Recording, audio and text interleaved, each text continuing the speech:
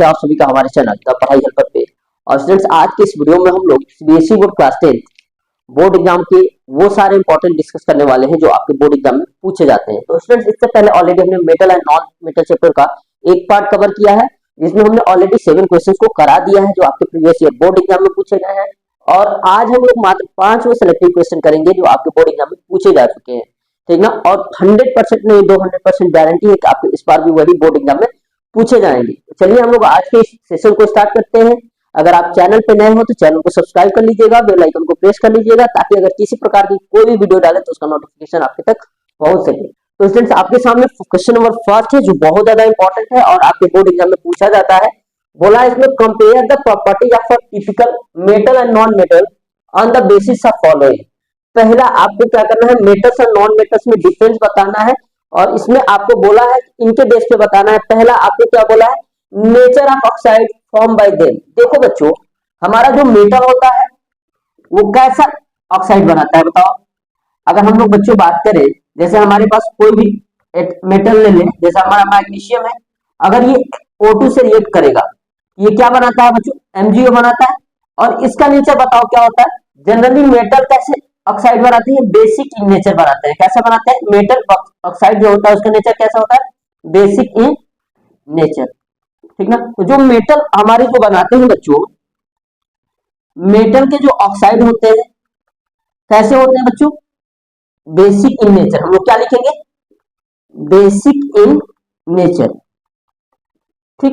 दूसरी बात देखो, वही हमारे पास बहुत सारे ऐसे मेटल्स होते हैं, जैसे एल्युमिनियम का हम लोग एक सुनते हैं, जैसे एल्युमिनियम है, जब ये ऑक्सीजन से रिएक्ट करता है तो एल्युमिनियम की वैलेंसी 3 और ऑक्सीजन की वैलेंसी 2, ये हमारा बनाता है बच्चों Al2O3।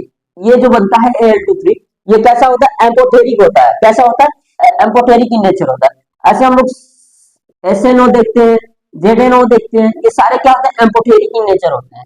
तो जो मेटल ऑक्साइड होता है, या तो इसका नेचर बेसिक हो सकता है या इसका नेचर क्या हो सकते हैं, एम्फोटेरिक इन नेचर। कैसे हो सकता है, एम्फोटेरिक। कैसा, एम्फोटेरिक। एम्फोटेरिक एलिमेंट आप वो जानते हैं, ऐसे एलिमेंट्स या ऐसे ऑक्साइड्स जो क्या कभी बेसिक की तरफ बिहेव करे, कभी एसिडिक नेचर बिहेव करे, ठीक ना। तो एम्फोटेरिक भी बनाते हैं, एम्फोटेरिक इन नेचर, ठीक। लेकिन जो बच्चे हमारा जो नॉन मेटल होगा, जैसे अगर हम कार्बन ले, अगर ये ऑक्सीजन से रिएक्ट करेगा, ऑक्सीजन इसे बहुत ज्यादा मात्रा में सप्लाई होगी कि आपको बनता है CO2। इसका नेचर कैसा होता है बच्चों, एसिडिक होता है। कैसा होता है, एसिडिक होता है। वहीं हम लोग कार्बन को, ऑक्सीजन को लिमिटेड मात्रा में सप्लाई करते हैं, ये क्या बनता है, कार्बन मोनोऑक्साइड। इसका नेचर क्या होता है, न्यूट्रल होता है, ठीक है। इसका नेचर क्या होता है, कैसी ये गैस होती है, न्यूट्रल होती है। तो जो हमारा नॉन मेटल ऑक्साइड है बच्चों, यहाँ से हमें एक चीज और मिलेगी, ठीक ना। जो हमारा नॉन मेटल ऑक्साइड होगा,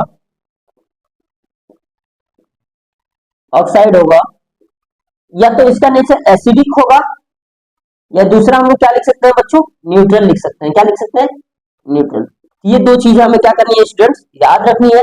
अगर आपको देता है, बोलता है कि आपको डिफरेंस बताना है on the basis of their, ठीक ना, कंडक्टिविटी में, on the basis of their oxide, उनका जो नेचर होगा, ऑक्साइड कैसे बनाएंगे, मेटल्स नॉन मेटल, तो ये बात आपको लिखनी पड़ेगी। जो मेटल ऑक्साइड होता है, या तो वो बेसिक ऑक्साइड बनाएगा, यानी उसका जो ऑक्साइड बनेगा, या तो उसका नेचर बेसिक होगा, या दूसरा अगर हम लोग बात करें तो उसका नेचर क्या हो सकता है, एम्फोटेरिक हो सकता है। एग्जाम्पल की बात करें तो आप Al2O3 लिख सकते हैं, जिंक ऑक्साइड लिख सकते हैं, ठीक ना, SNO लिख सकते हैं। आज वही हमारा जो नॉन मेटल होता है बच्चों, या तो जो ऑक्साइड बनेगा उसका नेचर क्या तो होगा, या तो एसिडिक होगा या न्यूट्रल होगा, ठीक ना। जैसे न्यूट्रल में आप एग्जाम्पल देख सकते हैं, कार्बन मोनोऑक्साइड, फिर नाइट्रोजन ऑक्साइड।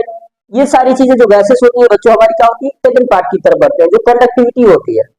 कंडक्टिविटी में हम लोग जानते हैं कि जो मेटल्स होते हैं they are good conductor of electricity, ठीक ना। तो जो हमारा मेटल ऑक्साइड होगा, ठीक ना, अगर उसका हम लोग एक्वियस सॉल्यूशन लेते हैं, या अगर हम लोग उसको मोल्टन स्टेट में लेते हैं, they are also good conductor of electricity, ठीक ना। तो क्या होता है, metals are good conductor of electricity. ये तो हमारा फर्स्ट पार्ट का आंसर हो गया।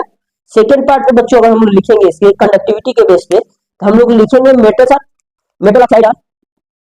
Oxide are good conductor of electricity, good conductor of electricity, ठीक है। अगर हम नॉन मेटल ऑक्साइड की बात करें बच्चों, non metal oxide are bad conductor of electricity. कैसे होते हैं, उसमें से इलेक्ट्रिसिटी पास नहीं होती है, बैड कंडक्टर ऑफ इलेक्ट्रिसिटी, ठीक है। ये हमें क्या करना पड़ेगा, दूसरे वाले को लिखेंगे तब जाके हमारे कितने मार्क्स कंप्लीट हुए बच्चों, 5 नंबर का अगर क्वेश्चन 3 नंबर का ही आपका शॉर्ट आंसर टाइप है तब हमें जाके मिलते हैं 2 मार्क्स। ठीक है। अगर हम लोग इसके सेकंड पार्ट की बात करें तो हमसे क्या पूछा है, name on non metal which is lustrous and metal which is liquid at room temperature. हमें क्या करना है बच्चों, एक ऐसे नॉन मेटल का नाम बताना है जो लस्टरस रखता हो। लस्टरस का मतलब क्या होता है, शाइनी सरफेस। लस्टरस का मतलब शाइनी सरफेस, यानी जिसकी सरफेस क्या हो, चमकती हो, जिसके पास चमक हो। और दूसरा क्या पूछा है, metal which is liquid at room temperature. एक ऐसे मेटल का नाम बताना है जो क्या हो, लिक्विड और रूम टेम्परेचर पे मेटल की। ठीक ना। जनरली हम लोग क्या करते हैं, मेटल्स क्या होते हैं सॉलिड एट रूम टेम्परेचर, लेकिन यहाँ पे आपसे पूछा है कि ऐसे मेटल्स का नाम बताओ जो लिक्विड हो। या हम लोग जानते हैं बच्चों क्या होता है, एजिंग मरकरी। और अगर हम लोग नॉन मेटल की बात करें जो शाइनी होता है दैट इज आयोडीन। क्या होता है, आयोडीन। ठीक है। फिर जाके हमारे 3 मार्क्स कंप्लीट होते हैं। ठीक।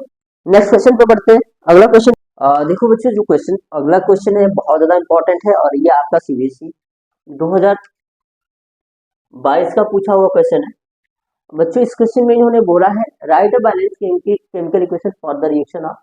हमें क्या करना है, इक्वेशन भी लिखनी है, फिर उसको क्या करना है बच्चों, बैलेंस भी करना है।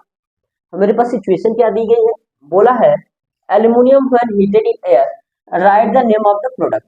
जब एल्यूमिनियम को हम लोग हीट करते हैं एयर में तो जो प्रोडक्ट बनता है उसका हमें लिखना है बच्चों। तो बहुत ही अच्छा है क्वेश्चन। हमने ले लिया बच्चों एल्यूमिनियम को ले लिया और हमने इसको किससे रिएक्ट किया बच्चों, O2 से रिएक्ट किया।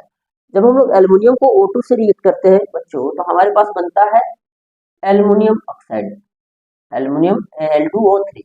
ठीक। अगर हम लोग इसको बैलेंस करने की बात पे आए बच्चों, एल्यूमिनियम इधर एक है, एल्यूमिनियम इधर 2 है। चलो हम लोग एल्यूमिनियम को तो पहले 2 करके बैलेंस कर दें, लेकिन अगर हम लोग आगे जाएं हम लोग देखते हैं ऑक्सीजन कितना है बच्चों, 3 है, यहाँ ऑक्सीजन कितना है, 2 है। ऑक्सीजन को बैलेंस करेंगे। अब देखो ऑक्सीजन को बैलेंस करने के लिए हम लोग प्रीफर करते हैं कि हम लोग इंटीजर से मल्टीप्लाई करें ना कि फ्रैक्शन से। तो यहाँ ऑक्सीजन 3 है तो इस 3 तो कर नहीं सकते, लेकिन हम इसको भी 6 कर सकते हैं और इसको भी 6 कर सकते हैं, 2 से मल्टीप्लाई कर सकते हैं। ऑक्सीजन हमारा बैलेंस, ऑक्सीजन बैलेंस, लेकिन अब एल्यूमिनियम कितने हो गए बच्चों, 4। यहाँ एल्यूमिनियम कितने करने पड़ेंगे बच्चों, 4। ये जो बनता है हमारा एल्यूमिनियम ऑक्साइड, इसको पढ़ सकते हैं ऑक्साइड। ठीक ना। या एल्यूमिनियम डाइऑक्साइड भी बोल सकते हैं क्योंकि एल्यूमिनियम के कितने यहाँ एलिमेंट्स, कितने एटम है, 2 है। ठीक। आगे हमसे बोला है बच्चों iron with steam name the product of it. हमने क्या करना है बच्चों, आयरन को किससे रिएक्ट करना है, स्टीम से, मतलब वाटर को हीट करना है और वाटर को किस फॉर्म में लाना है, गैसियस फॉर्म में लाना है, तब उसको बताना है क्या प्रोडक्ट बनेगा। तो बच्चों जो हमें यहाँ पे बनता है वो बनता है दैट इज Fe3O4 प्लस हमें क्या मिलती है बच्चों, हाइड्रोजन गैस यहाँ से निकलती है। और इस पर्टिकुलर कंपाउंड्स को जो हम लोग नाम लेते हैं फेरिक ऑक्साइड। फेरिक ऑक्साइड क्या देते हैं, फेरिक ऑक्साइड। समझ रहे हो आप लोग। देखो अब ये फेरिक ऑक्साइड हो गया। अगर हम लोग इसको बैलेंस करने पे आए बच्चों तो सबसे पहले हम लोग मेटल को बैलेंस करते हैं, आपको बताया हमने। हमारे पास इधर आयरन कितने हैं, 3, इधर आयरन कितना है बच्चों, 1 है। 3 आयरन कर लिए 3 से मल्टीप्लाई करके, चलो आयरन तो बैलेंस। अगला हम लोग प्रीफर करते हैं ऑक्सीजन को बैलेंस करना, ऑक्सीजन 4 है तो चलो बच्चों यहाँ में हमारा ऑक्सीजन भी 4 हो गया। हाइड्रोजन पे आते हैं तो हाइड्रोजन 4 टू 8, इधर हाइड्रोजन 4 2, 4 से मल्टीप्लाई करोगे तो हमारा क्या हो जाएगा बच्चों, हाइड्रोजन भी बैलेंस हो जाएगा। हो गया पूरा बैलेंस। थर्ड पार्ट करते हैं हम लोग। थर्ड में क्या बोला है बच्चों, बोला है calcium is water, why does calcium start flowing in water. बोला है हम लोगों से कि जब कैल्शियम को हमें किससे रिएक्ट करना है बच्चों, वाटर से। और जब कैल्शियम वाटर से रिएक्ट करता है तो वो पानी के ऊपर फ्लोट क्यों करता है, ये बातें बतानी है। सबसे पहले हम लोग रिएक्शन को देखते हैं। जैसे हमारे बच्चों सिंपल सी बात करते हैं, ये हमारा कैल्शियम ये मेटल ऑक्साइड है। अगर ये वाटर से मेटल है, और मेटल जब वाटर से रिएक्ट करता है तो हमें क्या बनाता है बच्चों, इसका नेचर ऑफ बेसिक। और ये तुम्हारा क्या होता है, वाटर वैसे न्यूट्रल होता है, लेकिन ये दोनों आपस में जब रिएक्ट करते हैं तो आपका बनता है कैल्शियम हाइड्रोक्साइड, यानी ये क्या बनता है बच्चों, बेस बनता है कैल्शियम हाइड्रोक्साइड। और इसके साथ साथ प्यारे बच्चों हमें मिलता है हाइड्रोजन गैस मिलती है। क्या मिलती है, हाइड्रोजन गैस। अब देखो इसको बैलेंस कर लेते हैं हम लोग एक बार को। पहले कैल्शियम 1 है, कैल्शियम 1 है कोई बात नहीं। वाटर इधर 1 है, लेकिन वाटर इधर देखो हाइड्रोजन 2 है। पहले ऑक्सीजन बैलेंस कर ले। ऑक्सीजन हमारा कितना है बच्चों, यहाँ पे 1 है, इधर ऑक्सीजन कितना है, 2 है, तो 2 कर लिए। अब हाइड्रोजन देखो, हाइड्रोजन भी दो इधर है, दो इधर, हाइड्रोजन 4, ये भी हमारा रिएक्शन क्या हो गया, बैलेंस हो गया। ठीक, तो हमने तो ये लिख लिया। इसको कैल्शियम हाइड्रोक्साइड हम लोग पढ़ते हैं, क्या पढ़ते हैं, कैल्शियम हाइड्रोक्साइड। ठीक, कैल्शियम हाइड्रोक्साइड। अब बच्चों देखो, ये अगला क्वेश्चन पूछा था, why does calcium start flowing in water, क्यों फ्लो करता है, इसका रीजन यही हम लोग लिखेंगे बच्चों, कि जो हाइड्रोजन होता है ना, ये कैल्शियम के ऊपर इसकी लेयर एक बन जाती है। ठीक ना, और जब हाइड्रोजन कैल्शियम की के चारों तरफ हाइड्रोजन चिपक जाएगा, स्टिक हो जाएगा, अपनी लेयर बना लेता है, जिसकी वजह से कैल्शियम क्या होता है, वाटर के ऊपर फ्लोट करता है। आपको ये बात लिखना पड़ेगा, तो आप लोग कैसे लिखोगे, लिखोगे यहाँ पे कैल्शियम, ये लिख लेना पूरा, उसके बाद लिखना calcium, calcium after reaction with water, reaction with water, ठीक ना, a layer of hydrogen, layer layer of hydrogen sticks over the calcium, so calcium float over the water, पानी के ऊपर क्या करने लगता है, तो वाटर। तो स्टूडेंट्स, आज की वीडियो में सिर्फ इतना ही, ठीक ना। हमारा इस टॉपिक यानी मेटल्स नॉन मेटल चैप्टर्स के जो लॉन्ग क्वेश्चन है, उसका हम लोग एक सेपरेट वीडियो लाएंगे, जिसमें हम लोग सारा क्वेश्चन कर रहे होंगे, और उसके बाद हम लोग क्या करेंगे, आपका अगला चैप्टर शुरू करेंगे कार्बन आइड्स कंपाउंड, क्योंकि हम बस वही क्वेश्चन करा रहे हैं जो आपके बोर्ड एग्जाम में पूछे गए हैं, तो हमारे पास बहुत कम समय है और हमें इसी में अपना पूरा सिलेबस कंप्लीट करना है। ठीक है बच्चों, मैथ्स की भी क्लासेस बहुत जल्दी आपकी रेगुलर स्टार्ट होने वाली है, आप लोग उसको भी फॉलो कीजिए, यहाँ भी देखिए और अपनी तैयारी को बूस्ट कीजिए। ठीक ना, आप चैनल पर नए हैं तो चैनल को सब्सक्राइब करो। थैंक यू, जय हिंद।